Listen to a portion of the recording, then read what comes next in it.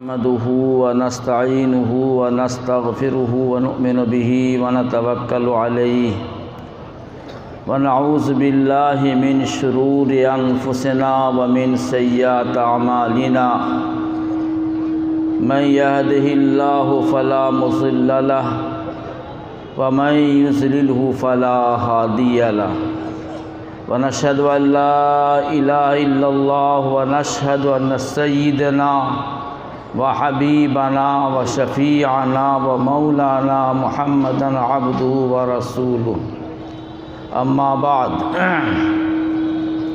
اعوذ باللہ من الشیطان الرجیم بسم اللہ الرحمن الرحیم یرفع اللہ الذین آمنوا منکم والذین اوتوا العلم درجات صدق اللہ العظیم۔ معزز سامعین کرام اور دور دراز سے آئے ہوئے مہمان کرام،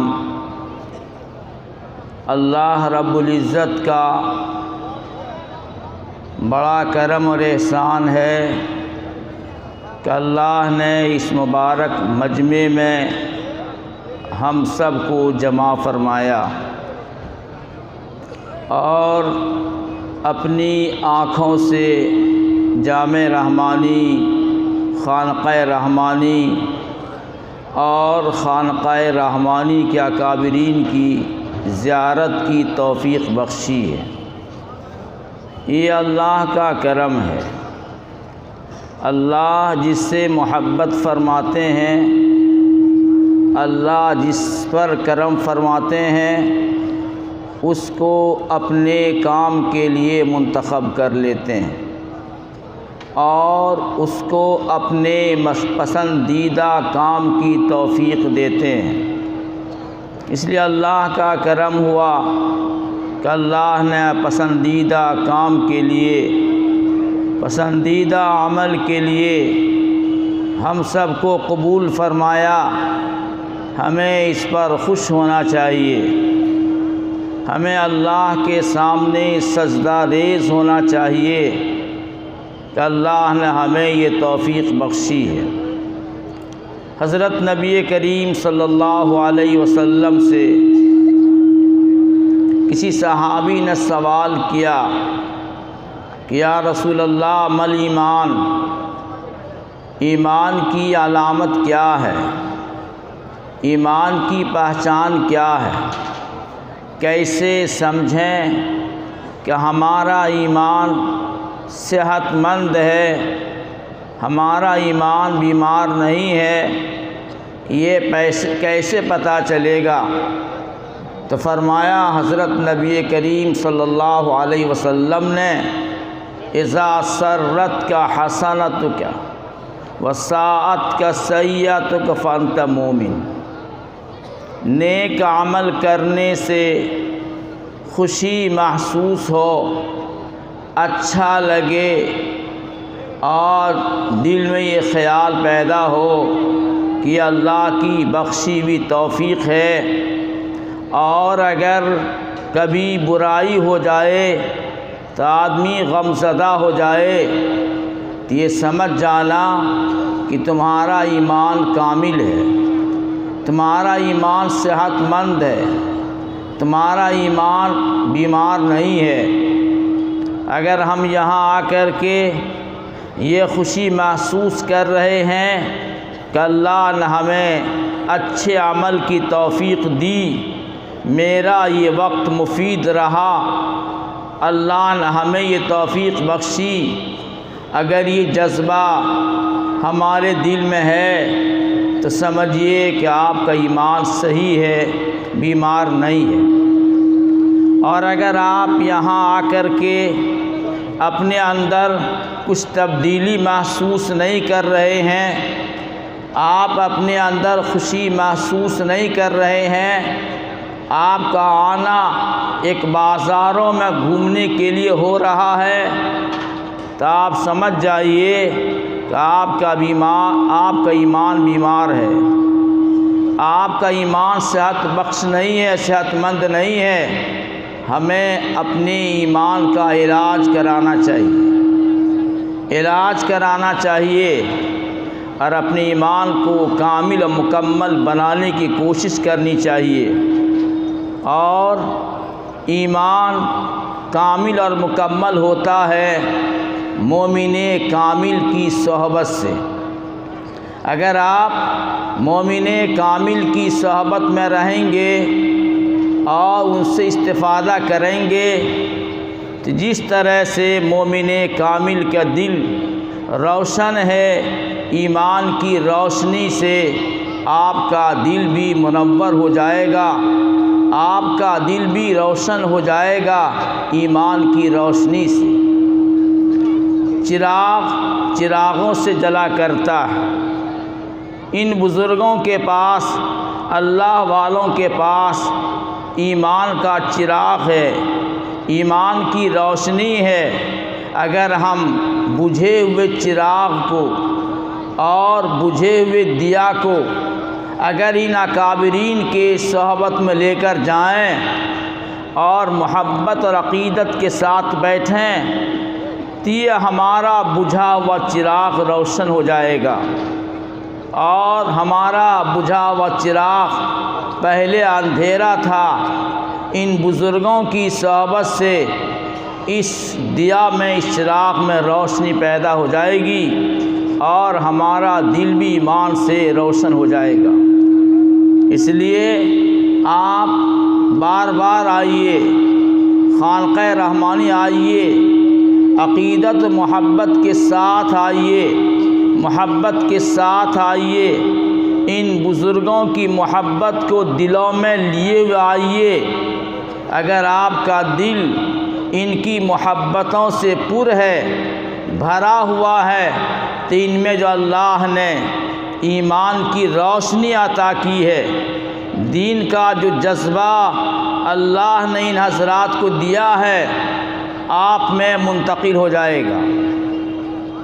اور اگر آپ ان کے پاس آئیں، بلا عقیدت کے آئیں، بلا محبت کے آئیں، تو آپ کا دل روشن نہیں ہوگا، آپ کے چراغ میں روشنی نہیں آئے گی۔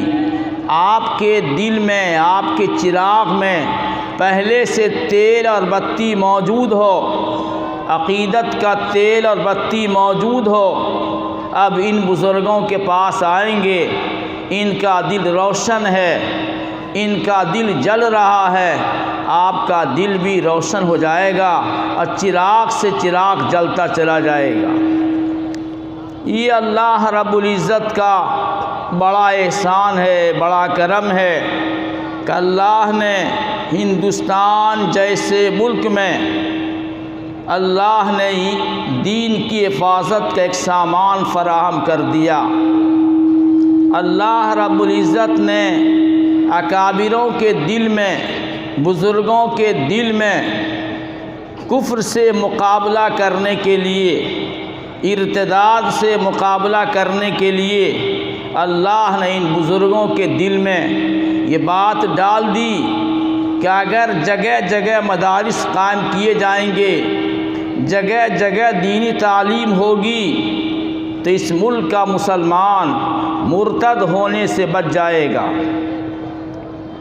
جب ہندوستان پر انگریزوں کی حکومت قائم ہوئی، انگریز کی شدید خواہش یہ تھی کہ یہ بڑا ملک ہاتھ لگ گیا ہے، اس بڑے ملک کو اور ملک کے رہنے والے کو عیسائی بنا دیا جائے، نصرانی بنا دیا جائے۔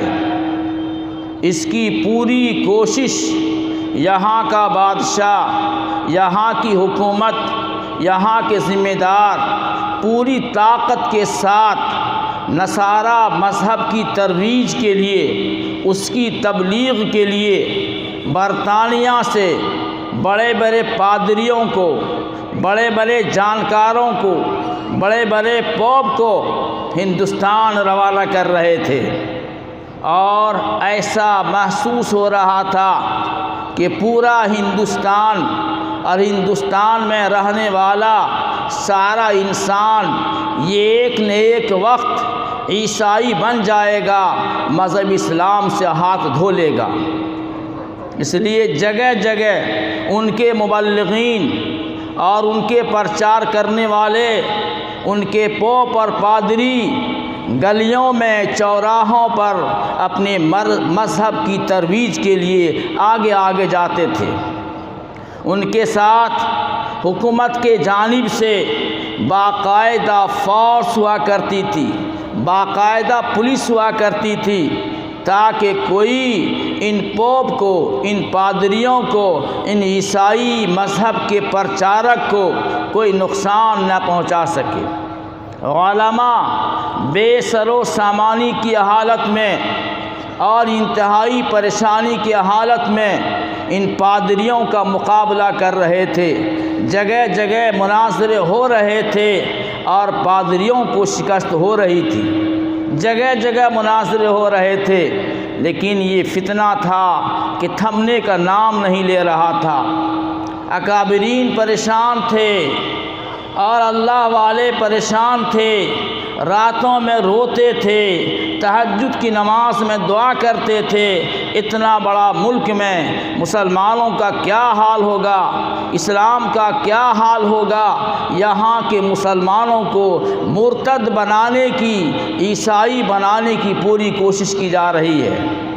ایک طرف ان کے مبلغین، ان کے علماء، ان کے پوپ اور پادری اپنے مذہب کی ترویج کے لیے پوری طرح کوشاں تھے، اور دوسری طرف انگریز اپنے چالاکیوں سے، اپنے مکاریوں سے جگہ جگہ ایسے مدارس، ایسے کالج، ایسے اسکول کھول رہے تھے جہاں بچہ پڑھنے والا، تعلیم کے لیے جانے والا بچہ اپنے عقیدے کو باقی نہیں رکھ سکتا ہے۔ چنانچہ لارڈ میکالے اس زمانے کا وزیر تعلیم تھا، اپنے رپورٹ میں لکھتا ہے، اپنے رپورٹ میں بیان دیتا ہے، میں نے جگہ جگہ ایسے اسکول، ایسے مدرسے، ایسے مکاتب میں نے قائم کر دیا ہے کہ اس میں پڑھنے والا بچہ، اس میں تعلیم حاصل کرنے والا بچہ رنگ و نسل کے اعتبار سے ہندوستانی ہوگا، لیکن اپنے مزاج کے اعتبار سے عیسائی اور نصرانی ہوگا۔ لارڈ میکالے کی رپورٹ ہے، اس زمانے کا وزیر تعلیم تھا، وہ رپورٹ لکھتا ہے کہ میں نے ہندوستان میں ایسے ایسے مدارس، ایسے ایسے اسکول میں نے قائم کر دیے ہیں کہ جو بچہ تعلیم کے لیے ان اسکولوں میں جائے گا اپنے مذہب کو باقی نہیں رکھ سکتا ہے، اور رنگ و نسل کے اعتبار سے چاہے ہندوستانی ہو لیکن اپنے مزاج کے اعتبار سے عیسائی بن جائے گا۔ یہ حال ہمارے علماء کے لیے بڑی خطرناک صورتحال بن کر کے آ گئی تھی، اس لیے سر جوڑ کر بیٹھے، اللہ سے مانگا، اللہ نے دل میں یہ بات ڈال دی کہ جگہ جگہ مدارس قائم کیے جائیں، اور ہمارے علماء نے اس چیلنج کو قبول کیا، جگہ جگہ مدارس قائم کر کے اس چیلنج کو قبول کیا کہ ہم بھی ایسے مدارس قائم کریں گے، ہم بھی ایسے مکاتب قائم کریں گے، ہم بھی ایسے ادارے بنائیں گے جس میں پڑھنے والے بچے رنگ و روپ کے اعتبار سے ہندوستانی ہوگا لیکن مزاج کے اعتبار سے عربی اور حجازی ہوگا۔ ہم ایسے مدارس قائم کریں گے، ہم ایسے مکاتب قائم کریں گے کہ یہاں کا بچہ اگرچہ ہندوستانی ہوگا لیکن مزاج کے اعتبار سے عربی ہوگا، مزاج کے اعتبار سے حجازی ہوگا۔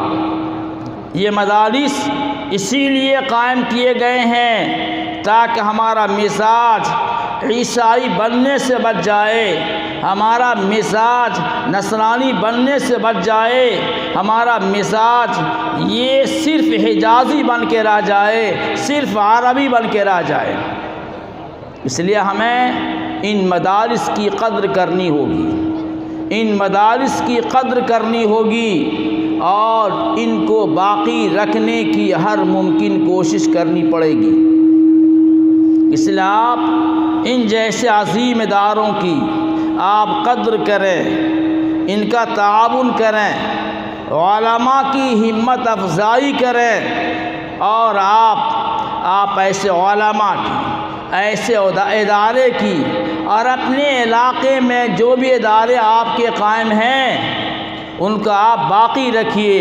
جب تک ادارہ باقی ہے آپ کا اسلام بھی باقی ہے، جب بھی یہ ادارہ باقی رہے گا آپ کا اسلام باقی رہے گا۔ اگر ادارے باقی نہ رہے اور تعلیمی مراکز باقی نہ رہے اور علم اٹھ گیا، اسلام اٹھ جائے گا اور قیامت قائم ہو جائے گی۔ مدارس قائم باقی نہ رہے گا، مدارس ختم ہو جائیں گے، علماء ختم ہو جائیں گے، آپ باقی نہیں رہیں گے، اور پوری دنیا باقی نہ رہے گی، پوری زمین کو، پورے آسمان کو تہو بالا کر دیا جائے گا۔ ان علماء کے وجود پر، ان مدارس کے وجود پر دنیا کا سارا نظام قائم ہے۔ اس علماء اور مدارس کے وجود پر دنیا کا نظام قائم ہے، دنیا کا نظام قائم ہے۔ اگر یہ مدارس نہیں رہیں گے، علماء نہیں رہیں گے تو یہ نظام باقی نہ رہے گا، نہ ہم باقی رہیں گے، نہ آپ باقی رہیں گے، نہ سورج اور چاند باقی رہے گا، سارا نظام درہم برہم ہو جائے گا۔ ایک اعرابی تشریف لاتا ہے، صحابی رسول ہیں، حضرت نبی کریم علیہ السلام گفتگو فرما رہے ہیں، آپ بیان فرما رہے ہیں۔ اعرابی دیہاتی آداب نبوت سے واقف نہیں ہے، آ کے ایک دم سوال کرتا ہے، متی الساعہ، یا رسول اللہ قیامت کب قائم ہوگی؟ یا رسول اللہ قیامت کب قائم ہوگی؟ یہ جو سورج اور چاند کا نظام ہے، یہ جو زمین و آسمان کا نظام ہے، کب درہم برہم کیا جائے گا؟ حضرت نبی کریم صلی اللہ علیہ وسلم چونکہ مضمون بیان کر رہے تھے دوسری، اس لیے آپ نے جواب نہیں دیا، آپ بات کرتے چلے گئے، آپ بیان کرتے چلے گئے، اور جب آپ فارغ ہو گئے، اپنی گفتگو سے فارغ ہو گئے، آپ نے پوچھا این السائل، وہ پوچھنے والا کہاں گیا؟ وہ حاضر کیا گیا۔ آپ نے فرمایا جب امانت ضائع کر دی جائے تو فانتظر الساعہ، قیامت کا انتظار کرو۔ امانتیں ضائع کر دی جائیں تو قیامت کا انتظار کرو۔ صحابی نے، اعرابی نے سوال کیا، کیف اضاعتها یا رسول اللہ، یا رسول اللہ امانتیں کیسے ضائع کی جائیں گی؟ فرمایا جب ذمہ داریاں نااہلوں کو سپرد کر دیا جائے، ذمہ داریاں جاہلوں کو سپرد کر دیا جائے، ذمہ داریاں جاننے والے کے حوالے نہ ہو، جاہلوں کے حوالے ہو جائے، کیوں؟ جہالت کا دورہ شروع ہو جائے، تب قیامت کے انتظار کر لینا۔ اس لیے حضرت امام بخاری رحمۃ اللہ علیہ نے اس حدیث پر عنوان لگایا ہے علم کی فضیلت کے بارے میں۔ کس حدیث سے معلوم ہوا کہ علم اتنا عظیم الشان شے ہے کہ جب تک علم باقی رہے گا یہ سارا نظام باقی رہے گا، علم اٹھا لیا جائے گا سارا نظام درہم برہم کر دیا جائے گا۔ اس لیے اگر آپ دنیا میں عزت کے ساتھ زندگی گزارنا چاہتے ہیں اور مرنے کے بعد راحت و سکون کی زندگی گزارنا چاہتے ہیں تو آپ ان مدارس کو باقی رکھیے، ان علماء کی قدر کیجیے، علماء سے محبت کیجیے، علماء سے دوری پیدا مت کیجیے، ان کی غلطیوں پر نگاہ مت رکھیے۔ اگر آپ چاہتے ہیں دنیا میں سکون کی زندگی گزاریں تو علماء سے محبت کرنی ہوگی۔ فرمایا حضرت نبی کریم صلی اللہ علیہ وسلم نے، اغض عالما او متعلما او مستمعا او محبا ولا تکن خامسا فتہلک۔ اے لوگو، عالم بنو، عالم بنو، باقاعدہ تعلیم حاصل کر کے عالم بن جاؤ۔ اغض عالما، عالم بنو۔ اگر عالم نہیں ہو او متعلمہ، او متعلمہ، تو کم از کم طالب علم بن جاؤ، علم حاصل کرنے والے بنو۔ اور علم کے حاصل کرنے کے لیے یہ ضروری نہیں ہے کہ ہم کسی مدرسے میں داخل ہو کر کے بڑی عمر کے ہو گئے ہیں، 40 سال کے ہو گئے ہیں، 50 سال کے ہو گئے ہیں تو طالب علم بننے کا یہ مطلب نہیں ہے کہ باقاعدہ مدرسے میں داخل ہو جاؤ، یہ مطلب نہیں۔ علم سیکھو۔ امام صاحب سے اگر ہر روز اگر ایک آیت ہم سیکھ سکتے ہیں، ایک لفظ اگر ہم سیکھ سکتے ہیں تو متعلمہ میں داخل ہو جاتے ہیں۔ اس لیے فرمایا عالم بنو، باقاعدہ اس کا جو کورس ہے، اس کا جو نصاب ہے وہ پڑھ کر کے عالم بنو۔ اگر عالم نہیں بن سکتے ہو تو متعلمہ، طالب علم بن جاؤ۔ طالب علم بننے کے لیے مدرسے میں داخلہ ضروری نہیں ہے، کسی بھی بڑے عالم سے جو آپ کے محلے میں ہو، روزانہ اگر آپ ایک بات سیکھیں گے تو آپ متعلم ہیں۔ اور اگر اتنا موقع نہیں ہے تو مستمع، دین کی بات سننے والا بنو۔ کتاب کی تعلیم ہو رہی ہے، بیٹھ جاؤ اس محفل میں اور کتاب کو سنو، مستمع۔ اور اگر اتنا بھی موقع نہیں ہے تو محبہ، محبت کرنے والا بنو، عالم سے محبت کرو، علماء سے محبت کرو، طلباء سے محبت کرو، محبت کرنے والے بن جاؤ۔ اور اگر آپ محبت نہیں کرتے ہو تو ولا تکن خامسہ، دیکھو پانچواں مت بننا، علماء کا پیر کھینچنے والا مت بننا، علماء میں کیڑا نکالنے والا مت بننا، علماء کی مخالفت کرنے والا مت بننا۔ اگر تم پانچواں بن گئے تو ہلاک کر دیے جاؤ گے۔ اس لیے آپ علماء سے محبت کیجیے، طلباء سے محبت کیجیے، اور آپ اپنی آمدنی کا ایک مخصوص حصہ آپ ضرور علماء، طلباء، مدارس پر خرچ کیجیے۔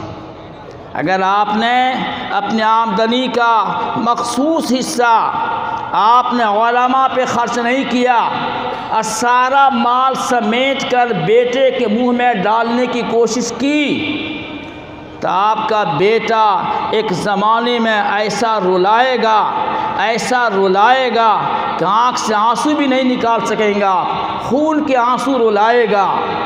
اس لیے آپ اپنی آمدنی کا ایک تھوڑا سا حصہ ضرور مدارس پر، علماء پر، اللہ والوں پہ ضرور خرچ کیجیے۔ اگر آپ نے ایسا نہیں کیا، اپنی ساری آمدنی کو، بلکہ حرام راستے کی بھی آمدنی کو اپنے بیٹے کی خواہش پہ قربان کر دیا تو یہ اولاد آپ کو خون کا آنسو رلائے گی، خون کے آنسو رلائے گی۔ اس لیے آپ اس سے بچیے۔ اس لیے ہمیں آپ سے درخواست ہے، آپ یہاں آئے ہیں تو یہاں دین کی محبت لے کر کے جائیں۔ آپ یہاں آئے ہیں علم کی محبت لے کر کے جائیں۔ آپ یہاں آئے ہیں جامع رحمانی سے محبت لے کر کے جائیں۔ آپ یہاں آئے ہیں خانقاہ رحمانی کی محبت کو لے کر کے جائیں۔ یہاں آپ آئے ہیں یہاں کے موجودہ سجادہ نشی کی محبت کو لے کر کے جائیں تو انشاءاللہ آپ کا دل ایٹمی ذرات بن جائے گا، ایٹمی ذرات بن جائے گا۔ دنیا کی طاقت آپ کو کچلنے کی کوشش کرے گی، لیکن دنیا ناکام ہو جائے گی، آپ کچلے نہیں جائیں گے۔ اللہ رب العزت سے دعا کرتے ہیں کہ اللہ ہمیں بھی اور آپ کی بھی عمل کرنے کی توفیق عطا فرمائے۔